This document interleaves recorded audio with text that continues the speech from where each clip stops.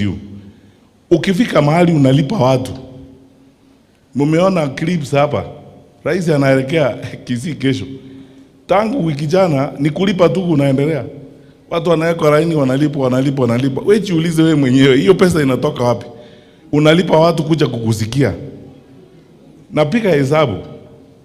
You bring women leaders to State House, 12,000 of them. You give each one of them 10,000. That's 120 million. Saa hiyo hakuna chakula Kenyatta National Hospital. Hakuna madawa huko. Grade 10 kids hawaendi shule wengine. Tunaambiwa vitabu havijafika. Part of my community are in the arid and semi-arid areas. Government papers are the ones that are announcing when they open school next month, 2 million will be in danger of not accessing education because the government cannot raise the 4.8 billion for school feeding program.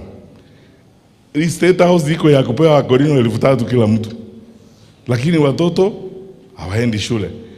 Our priorities are not even upside down. They are worse than that. Sasa wananchi, I'm telling you the truth because you wonder, are we okay? Are we normal? Are these normal people doing these kinds of things? As Eugene said, we served in the National Security Council. Focus on the threat profile. Al-Shabaab, the drugs that they are allowing through Mombasa, and what they are doing to our children. That is the threat. How is Ngogoyo a threat? He is going to a meeting to address people who elected him. At the end, in fact, if you want to come to Kajiado tomorrow, tutaondoka leo. We are not eating Kajiado. We will leave it all here. You can also come tomorrow and talk to the people of Kajiado if you want. Yani, regarding kwenda Kikuyu, aendi kukula Kikuyu iishe. You can go back to Kikuyu tomorrow and talk to the same people yourself. So why would you deploy police officers kututupa tear gas na kutupiga risasi? Because if I don't understand what this is all about.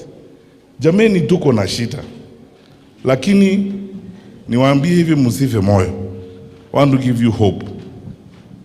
Tuko na mpango. Tumejipanga. Tunataka kubadilisha serikali. We want to give Kenya a trustworthy government, a responsible government. Serikali ambayo itasema maneno ya kuaminika. Na tena tuko tayari kufanya kazi na nyinyi. We will not go into those stories of, paying people, harassing people and so on and so forth. Tunawaombea mema. Sisi tunaheshimu viongozi. Tunaheshimu rais wa nchi na viongozi wote. Tunashangaa what we are talking about is tunashangaa yale ambayo tunaona yanafanyika. It's very difficult to talk about these things because I was in the security sector before and we saw these things happen. That's why I keep saying I would remind my brothers and sisters in that sector, focus on the threat profile of the country. And I'm sure even if you looked at that profile between number 1 and 10, you will not see Kakuya on the list. You will not see Jane Kihara on that list.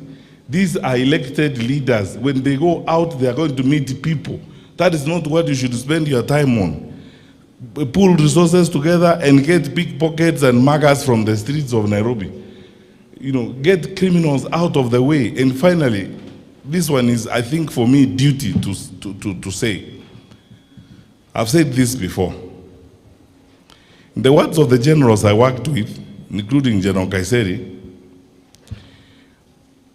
our country, hii nchi yetu, hatuna risasi ya kupiga wananchi milioni 55. We don't have bullets for 55 million Kenyans. So you can't shoot your way to anything you want.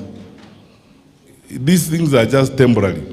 Harassment, kututupa risasi, kutukimbiza kwenda Limuru, kutorosha kutoka Kikuyu is temporary.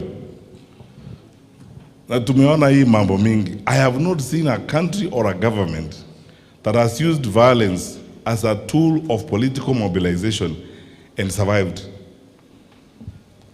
So take this free advice from all of us, given very humbly, very honorably, and very sincerely.